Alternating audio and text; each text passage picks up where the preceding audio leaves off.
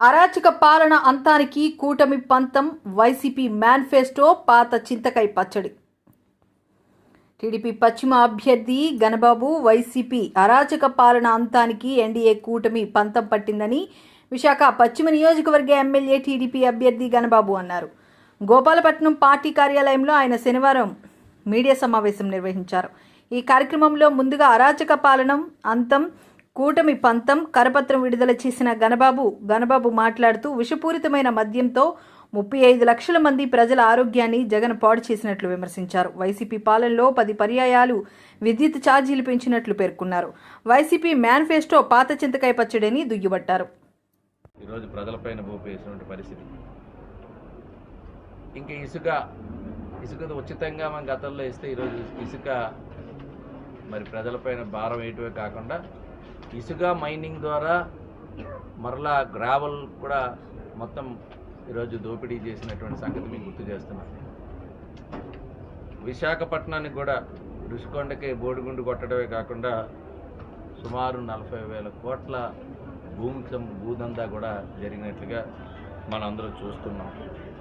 ఇలా ఒక్కటి కాదు, అనేక కార్యక్రమాలు ఏవైతే గత ప్రభుత్వంలో ఉండేటువంటి పండుగ కానుకలు కావచ్చు, చంద్రన్న బీమా కావచ్చు, అన్నా క్యాంటీన్లు కావచ్చు, ప్రజలకు ఉపయోగపడేటువంటి అనేక సంక్షేమ కార్యక్రమాలు రద్దు చేయడమే కాకుండా ఈరోజు SC, ST, BC, minority sub plan నిధులు కూడా కేంద్రం నుంచి వచ్చే నిధులు కూడా డైవర్ట్ చేయటం, పాలన చేతకాక ఒక అసమర్థుడు పాలన చేస్తే సంపద సృష్టించడం చేతకాక ప్రజలపైన భారం వేసేటువంటి నిర్ణయాలు, చెత్త పన్ను లాంటి నిర్ణయాలు తీసుకొని ఈరోజు ప్రజలపైన భారం వేసి, పేద ప్రజానీకాని పైన భారం వేసి ఈరోజు అందరినీ కూడా ఒకవైపు పేదవాడిని సంపన్నుడిని చేయాలని, పేదవాడిని ఆదాయం పెంచాలని గతంలో తెలుగుదేశం ప్రభుత్వంలో అప్పటి కార్యక్రమాలు ఉంటే, ఇప్పుడు నిర్ణయాలు మీరు తీసుకుంటే 300 యూనిట్లు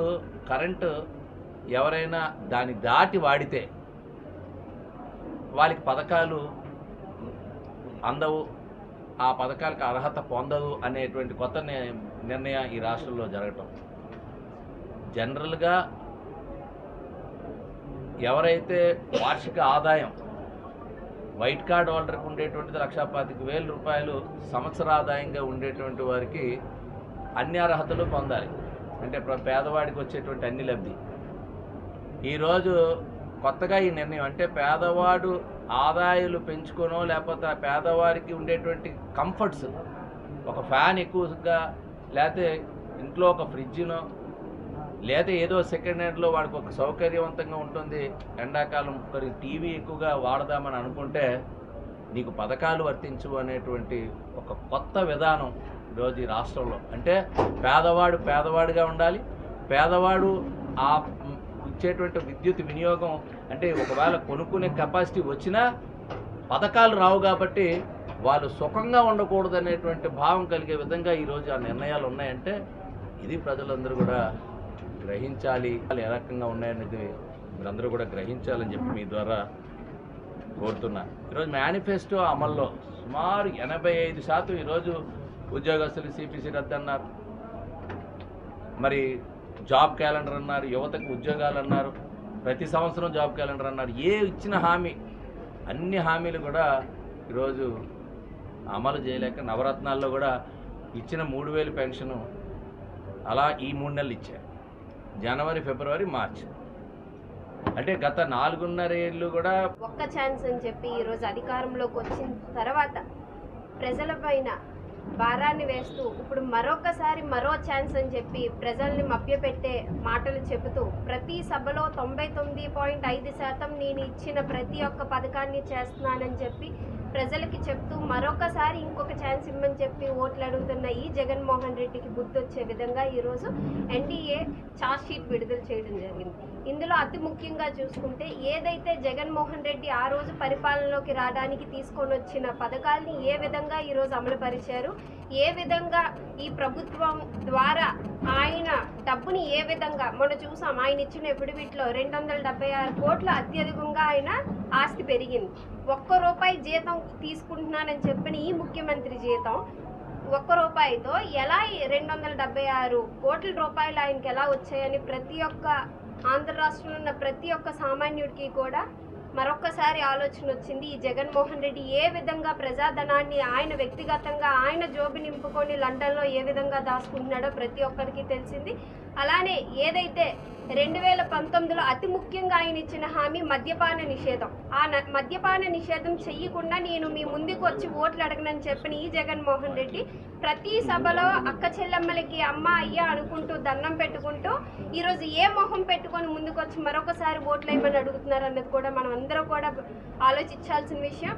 అలానే నిరుద్యోగులకు అందరికీ కూడా లక్షల్లో నేను ఉద్యోగాలు ఇస్తానని చెప్పిన ఈయన ఈరోజు ప్రతి నెలకి నేను జాబ్ క్యాలెండర్ ఇస్తానని చెప్పి సాక్షి క్యాలెండర్ ఇచ్చుకుంటున్న ఈ జగన్మోహన్ రెడ్డిని మరొకసారి చదువుకున్న నిరుద్యోగులందరూ కూడా నిలదీయడానికి ముందుకొచ్చారు. అలానే అక్క చెల్లెమ్మలకు అందరికీ కూడా ఇల్లు ఇస్తాము, టిడ్కో ఇల్లుల్లో ఏదైతే రుణాలు మీరు తీసుకొని ఉన్నారో అది రుణమాఫీ చేస్తాము, లక్షల్లో ఇల్లులు మీకు అందరికి ఇస్తామని చెప్పి ఈరోజు చెల్లని ఒక స్టాంప్ పేపర్ని వాళ్ళ చేతిలో పెట్టారని చెప్పి ప్రతి ఒక్క మహిళలు కూడా గ్రహించారు. ఈరోజు ఈయనేదో బీసీ ఎస్టీ మైనారిటీలని మా అక్క చెల్లెళ్ళు మా తమ్ముళ్ళు అనుకున్న ఈయన ఈరోజు సప్లాన్ ద్వారా వచ్చిన కోట్ల రూపాయలని ఏ విధంగా దారి మళ్లించి వాళ్ళు వ్యక్తిగతంగా వాళ్ళకి పర్సనల్గా ఉన్న కాంట్రాక్టులకి ఏ విధంగా డబ్బులు ఇచ్చారన్న విషయం కూడా ప్రతి ఒక్కరూ కూడా గ్రహించారు. అలానే రాష్ట్రానికి రాజధాని లేకుండా చేసిన విషయం కానీ, సిపిఎస్ రద్దు చేస్తామని చెప్పిన విషయం కానీ అనేకమైనటివి అతి ముఖ్యంగా విశాఖలో ఏ విధంగా భూదందా ద్వారా వేల కోట్లు సంపాదించుకొని మన ఆస్తుల్ని తాకట్టు పెట్టి ఈరోజు ప్రజల మీద ఏ విధంగా ప్రతి ఒక్కరి నెత్తిన ఈరోజు 10 లక్షలు చొప్పున ఏ విధంగా ఈయన అప్పు తెచ్చి అప్పుని పెట్టారన్నది కూడా ప్రజలు గ్రహించారు. అలాంటి ముఖ్యమైన విషయాలన్నీ కూడా ఈరోజు ఎన్డీఏ చార్ట్ షీట్ ద్వారా జనసేన, తెలుగుదేశం, బీజేపీ పార్టీ వాళ్ళు ఈరోజు ప్రతి ఒక్కరికి తెలియాలని చెప్పి రిలీజ్ చేయడం జరిగింది. సో మీడియా మిత్రులందరికీ నమస్కారాలండి. ఏదైతే మన ఉమ్మడి ఎన్డీఏ ఛార్జ్ షీట్ విడుదలైందో అందులో 3-4 విషయాలు కేంద్ర ప్రభుత్వం సంబంధించిన స్కీములు ప్రస్తావించడం జరిగిందండి. ముందుగా ఇందులో కిసాన్ సమ్మాన్ నిధి యోజన అంటే రైతు భరోసా. కేంద్ర ప్రభుత్వం 6,000 రూపాయలు ప్రతి రైతుకి కూడా డైరెక్ట్గా వాళ్ళ అకౌంట్లో జమ అవుతుంది. దానికి గాను ఈయన ప్రతి ఏడాది 13,500 ఇస్తామని స్కీమ్ అనౌన్స్ చేశాడు. దానివల్ల సుమారు 25,000 కోట్లు రాష్ట్ర బడ్జెట్ మీద, రాష్ట్ర ప్రజల మీద భారం పడిందండి. తర్వాత ఏదైతే భరోసా ఉందో, ఆసరా జగనన్న ఆసరా ఏదైతే ఉందో అది కేంద్ర ప్రభుత్వ రోడ్డు వెండర్స్ అందరికీ కూడా 10,000 రూపాయలు కేంద్ర ప్రభుత్వం సహాయం ఇస్తుందండి. దానికి ఏంటంటే ఈయన స్టిక్కర్ వేసుకున్నారండి. అలాగే కేంద్ర ప్రభుత్వం ఏదైతే అన్నా యోజన ఉందో, మన రేషన్ డిపోస్లో ఫ్రీ రేస్ ఏదైతే ఉందో దానికి కూడా ఈ స్టిక్కర్ వేసుకోవడం జరిగిందండి. దానికి కూడా మా పార్టీ తరఫు నుంచి కూడా స్టిక్కర్, మోడీ గారి స్టిక్కర్ ప్రతి రేషన్ డిపోలో కూడా ఉండాలని చెప్పేసి మేము కోరడం జరిగిందండి. అలాగే చాలా కేంద్ర ప్రభుత్వ పథకాలు అన్నింటికి కూడా ఆయన స్టిక్కర్ సీఎం కింద కూడా మన కేంద్ర ప్రభుత్వం మినిస్టర్లు ఏదైతే వచ్చారో వాళ్ళందరూ కూడా రేషన్ డిపోల్స్కి వెళ్ళి డైరెక్ట్గా చెప్పడం జరిగింది. మోడీ గారు బొమ్మ అదే పిక్చర్ పెట్టాలని చెప్పడం జరిగిందండి. అలాగే చాలా విషయాలు కూడా కేంద్ర ప్రభుత్వ పథకాలన్నీ కూడా సీఎం జగన్ గారు స్టిక్కర్ వేసుకుంటూ నాకు ఈ అవకాశం